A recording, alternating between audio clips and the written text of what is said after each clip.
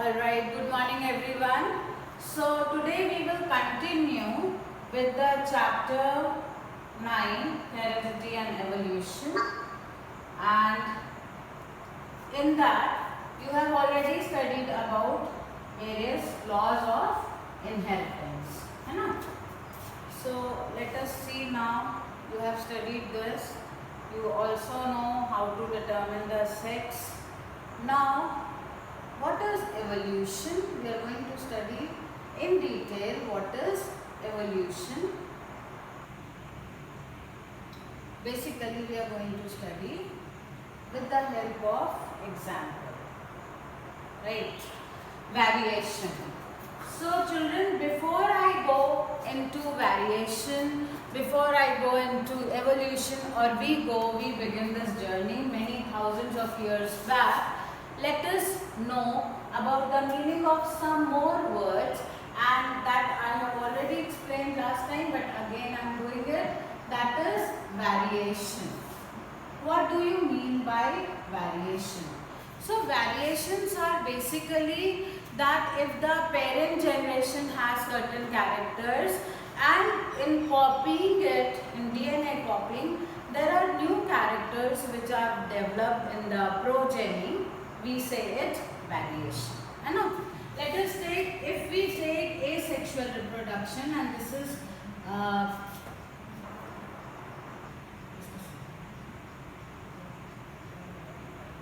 okay, can you see this now? Okay, so suppose, Yes. yeah, this is Yes. okay, I am recording. Okay, so if it is asexual reproduction, DNA copying, suppose this is the offspring, one, ठीक है? There could be certain changes, क्योंकि DNA copying एक ऐसा phenomena है जहाँ पर exact कॉपिंग नहीं होती है. नहीं तो asexual reproduction में only one parent is involved, then definitely there should be clones created, but clones तो नहीं बनते. क्या होता है?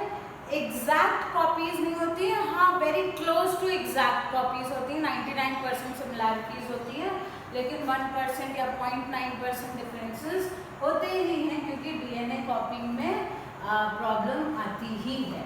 ठीक है, तो जो थोड़े बहुत अलग से कैरेक्टर्स आए उनको हम बोलेंगे वेरिएशन. ठीक है, तो ये हमने एसेक्सुअल रिप्रोडक्शन की बात करी थी. Now if we talk about sexual reproduction, जहाँ पर फीमेल है और मेल है, ठीक है, तो वहाँ पर तो बहुत ज़्यादा डीएनए कॉपिंग हो रही है, डीएनए एक्सचेंज भी हो रहा है, लेकिन तो भी कंपैटिबल है, और जो प्रोजेनी आ रही है उसमें कुछ कैरेक्टर्स पैटर्नल होते हैं, कुछ कैरेक्टर्स मैटरनल होते हैं. तो वेरिएशन फिर भी एसेक्सुअल के कंपैरिजन में काफ़ी ज़्यादा होता है. तो अब आपको वेरिएशन की मीनिंग अच्छे से समझ में आ गई होगी. Now let us see what is evolution, है ना. I will continue with this. Suppose ये जनरेशंस थी, ठीक है. Now we will take care of the, we study with the help of sexual reproduction. ये हमारी पेरेंट प्रोजेनी 1 थी, next generation आई, प्रोजेनी 2 आई, प्रोजेनी 3 आई. इस तरह से प्रोजेनी एक लेवल के बाद आई, प्रोजेनी से 4000, 4500, 5000, whatever number you take in thousands. तो अब जो हमारा पेरेंट्स था और प्रोजेनी थी, उसके बीच में बहुत सारा वेरिएशन होगा, है ना. इन दोनों के बीच में 4500 जनरेशन्स आ गई हैं. तो वो जो वेरिएशन एक्यूमुलेट हो रहे थे, उनकी वजह से जो ओरिजिनल हमारी पेरेंट जनरेशन थी और 4500 के बाद की जो जनरेशन है, उसमें बहुत ज़्यादा फर्क होगा. This is known as evolution. ठीक है, this is known as evolution. Right. So एक आपने पढ़ा वेरिएशन क्या है, दूसरा आपने पढ़ा एवोल्यूशन क्या है. Now we are going to study that how these variations take place. इसके लिए हम आपकी बुक खोलेंगे और बुक में ये पिक्चर है, इससे समझते हैं, ठीक है। So this will be clear to everyone and right, so suppose there is a huge forest and in that forest there are many beetles. होते तो बहुत सारे पेड़ पौधे और बहुत सारी तरीके की स्पीशीज होंगी, लेकिन अभी हम लोग किसको लेके चल रहे हैं, हम लोग रेड बीटल्स को लेके चल रहे हैं। तो हमारा ये कहना है कि 3 तरीके के वेरिएशंस हो सकते हैं। पहली सिचुएशन क्या है, रेड बीटल्स थे, सेक्सुअल रिप्रोडक्शन हुआ और यहाँ पर देखिए आप एक ग्रीन कलर का बीटल भी आ गया। हम फर्स्ट उसकी बात कर रहे हैं, फर्स्ट केस। ये ग्रीन कलर का एक बीटल आया, लेकिन डोमिनेंट जनरेशन क्या है हमारी, बीटल्स, रेड बीटल्स की ही है। Now crows, there are many birds, crows who loves to eat these red beetles. इन्होंने रेड बीटल्स को खाना शुरू करा। ग्रीन बीटल्स धीरे धीरे देखिए जनरेशन के बाद जनरेशन आती जा रही है और ग्रीन बीटल्स की जनरेशन जो है वो काफ़ी बढ़ गई है। क्यों? क्योंकि वो ग्रीन लीव्स में कैमोफ्लेज हो जा रहे हैं। आपने पढ़ा ना क्लास 7th में, कैमोफ्लेज हो जा रहा है, छुप जा रहा है। तो क्रोज को क्या है, उनको रेड बीटल्स ही दिखाई दे रहा है। धीरे धीरे रेड बीटल्स की स्पीशीज जो है वो कम होती जा रही है और आप देखिए एक स्टेज आएगी जहाँ पर हमारे पास सिर्फ ग्रीन बीटल्स बच रहे हैं। Here this is natural selection, ठीक है children, this is natural selection और सर्वाइवल ऑफ द फिटेस्ट भी डार्विन ने इसको ही बोला है। So Darwin was a great, he was a nature lover, he was a zoologist, he used to study nature a lot. So at the age of 22 only, सोचो उसको दिमाग में कितनी ज़्यादा क्यूरियोसिटी होगी that he could not resist himself, and on his he took a huge boat and from England he went to South America and he kept on studying whatever, he was a nature lover, so whatever he could see he was recording his studies, he was noting it down and he was also perturbed by the variation of the species कि ऐसा कैसे हो रहा है ना। तो वो एक आइलैंड पे भी बीच में रुके थे, वहाँ पर उन्होंने छोटी छोटी बर्ड्स जिनको डार्विन्स फिंचेस बोलते हैं उन पे भी स्टडी करी थी। And in this journey of 5 years he wrote a book, Origin of Species.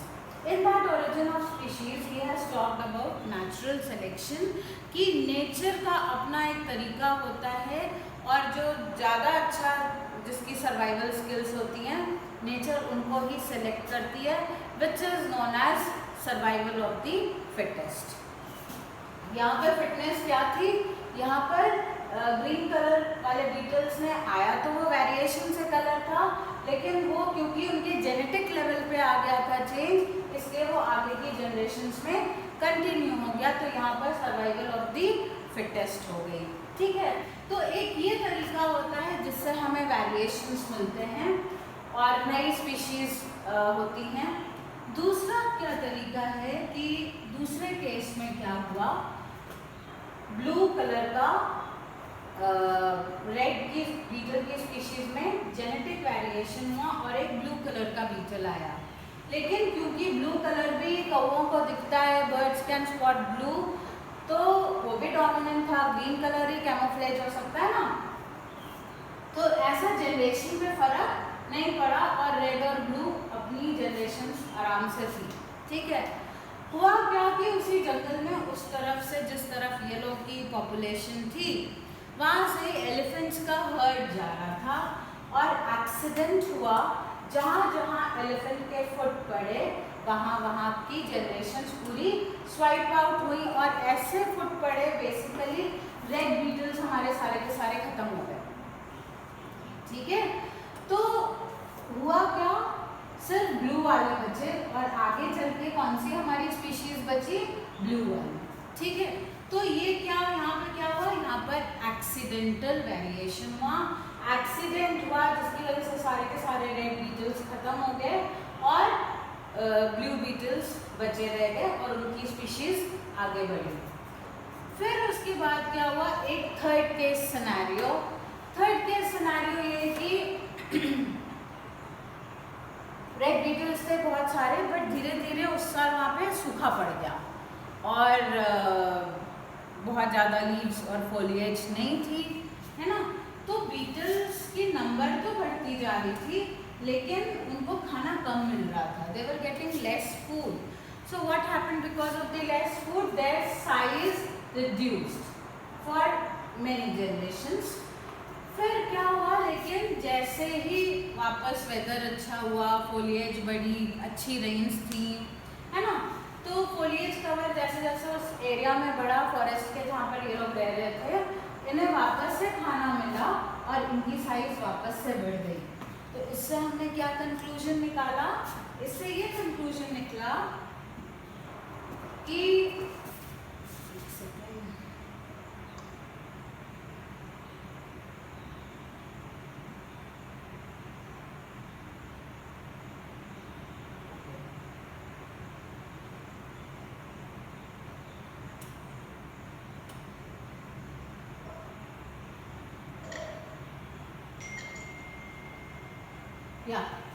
इससे ये चिल्ड्रन कंक्लूजन निकला कि जो कैरेक्टर्स अगर जेनेटिक लेवल पे चेंजेस आई हैं, वेरिएशन आए हैं, वही कैरेक्टर्स जो हैं वो नेक्स्ट जनरेशन में जाएंगे. तो यहाँ पे जो बीटल्स का साइज रिडक्शन हुआ था, ये साइज रिडक्शन का असर उनकी जीन्स पे नहीं हुआ था, and that is why whenever the situation was favorable they could obtain their own size, right? So इस तरह से भी वेरिएशन होता है. एक मिनट ऋषभ.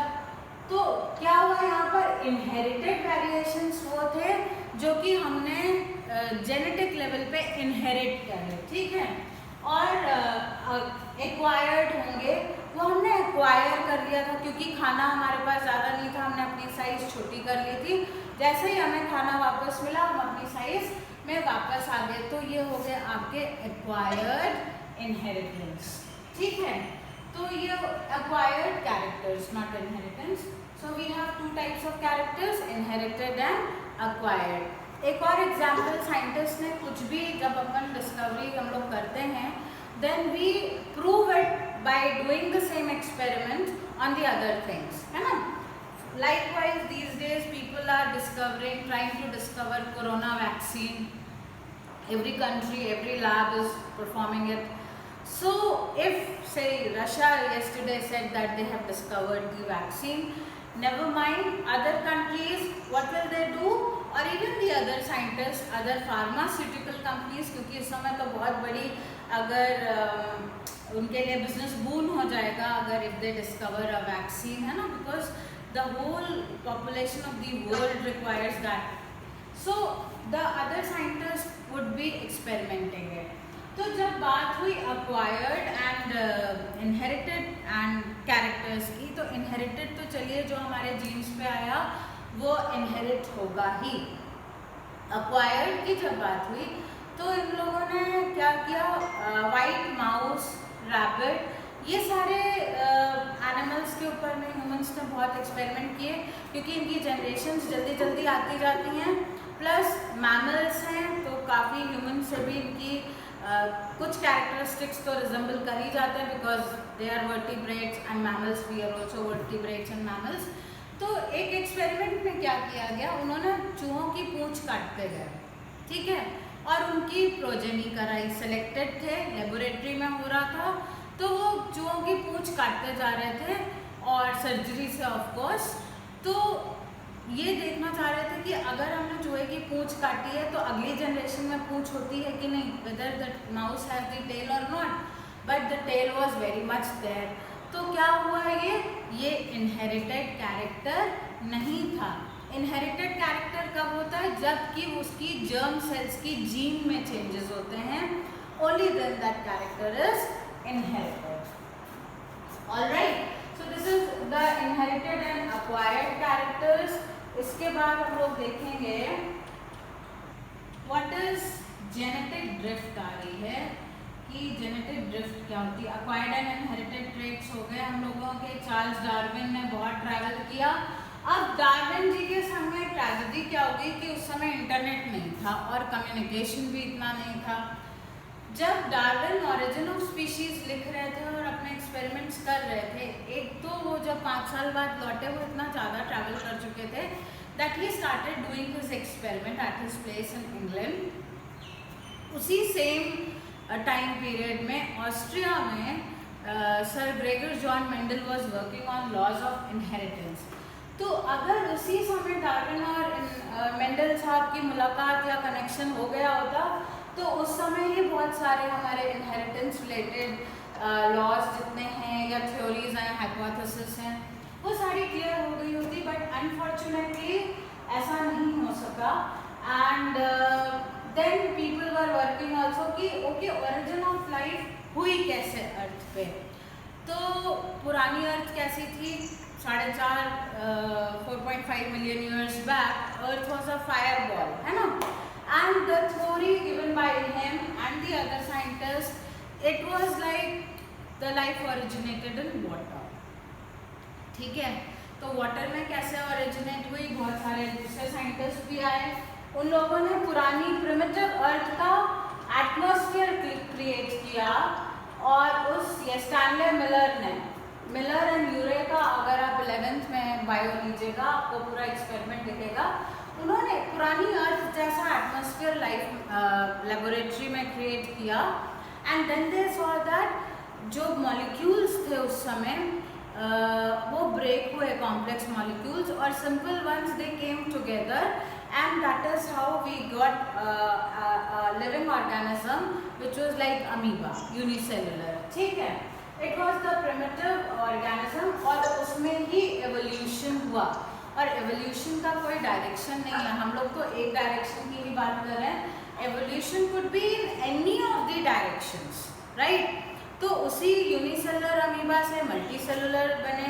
मल्टीसेलुलर में भी 2 डायरेक्शन हो गई, एक डायरेक्शन ने क्लोरोफिल डेवलप किया और फोटोसिंथेसिस स्टार्ट करी, दूसरे ने क्लोरोफिल तो नहीं डेवलप किया बट अपना बॉडी ऑर्गेनाइजेशन वो और कॉम्प्लेक्स करते गए, है ना। उन्होंने लोकोमोशन चुना, उन्होंने मूवमेंट चुना, उन्होंने मोर कॉम्प्लेक्स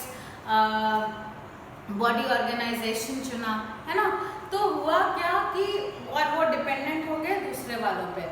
जो एनिमल्स बने उन्होंने भी आपस में बहुत सारे अलग अलग दिशाओं में, डायरेक्शंस में एवोल्यूशन करा। And now we have millions of species of plants and animals existing को टुगेदर ऑन दिस अर्थ, है ना। मैनी मिलियंस ईयर्स बैक अपने पास डायनासोर्स भी थे, बट बहुत सारे एक्सीडेंट ही हुआ। जो थ्योरी ये कहती है कि इट वॉज एक्सीडेंटल, कि there was a massive earthquake and all the dinosaurs they got died.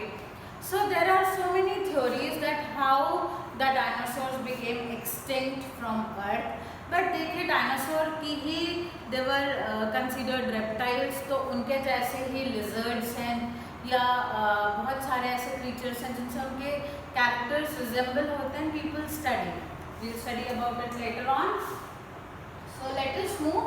This was all about how the origin of species took place. तो पहले के समय में पानी में ही जीव की उत्पत्ति हुई और उसके बाद वहाँ से बहुत अलग अलग डायरेक्शन में एवोल्यूशन हुआ। और we have lakhs of species of animals and plants existing together on earth. ठीक है, नाउ व्हाट इज स्पेसिएशन, चलिए ये पढ़ते हैं। What is speciation? तो हुआ क्या, लेट अस स्टडी इस ओके जो हमारा बहुत बड़ा सा फॉरेस्ट था उसमें बहुत सारे बीटल्स रह रहे थे, ठीक है। और ये सारे बीटल्स हैं, ठीक है, बहुत सारे बीटल्स रह रहे थे और नए नए उनके स्पीशीज भी थोड़े थोड़े कलर्स चेंज हो रहे थे, उनमें वेरिएशंस आ रहे थे। हुआ क्या कि अर्थक्वेक आया या वोल्केनिक करप्शन आया और जो ये सब पॉपुलेशन थी, है ना, सब पॉपुलेशन कैसे थी कि जिस तरह से ह्यूमंस में अलग अलग सोसाइटीज होती हैं, है ना, कि एक सब पॉपुलेशन थी वो आपस में ड्वेल कर रही थी, एक सब पॉपुलेशन थी वो इधर ड्वेल कर रही थी।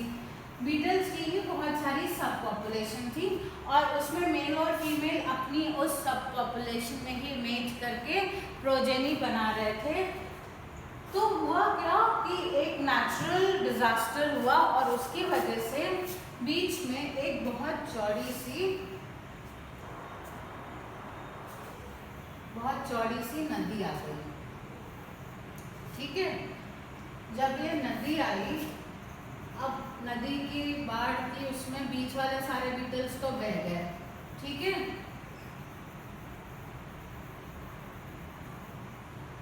Okay, now this river has created a huge geographical drift. Drift मतलब अलग होना। तो यहाँ पर जियोग्राफिकल ड्रिफ्ट है और जियोग्राफी चेंज हो गई है उस फॉरेस्ट की। बीच में बहुत चौड़ी सी नदी आ गई है और ये जो बीटल्स हैं वो इधर नहीं जा सकते और उधर वाले बीटल इधर नहीं आ सकते।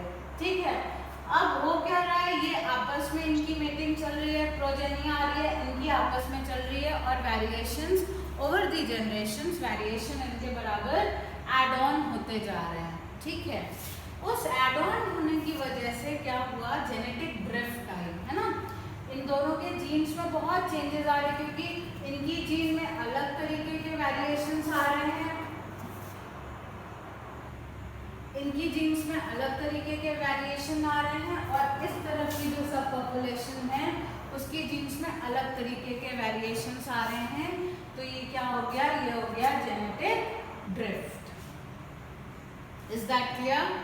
ये जेनेटिक ड्रिफ्ट हुआ तो इसका मतलब ये हुआ कि यहाँ पर अगर हमारे पास बीटल था जो कि ओवर द इयर्स डेवलप होके कॉकरोच भी बन सकता है, बटरफ्लाई भी बन सकता है, मैं इवोल्यूशन ही कर रही हूँ, इसी तरह से तो इवोल्यूशन हुए, कैरेक्टर्स में वैस्प भी बन सकता है ना।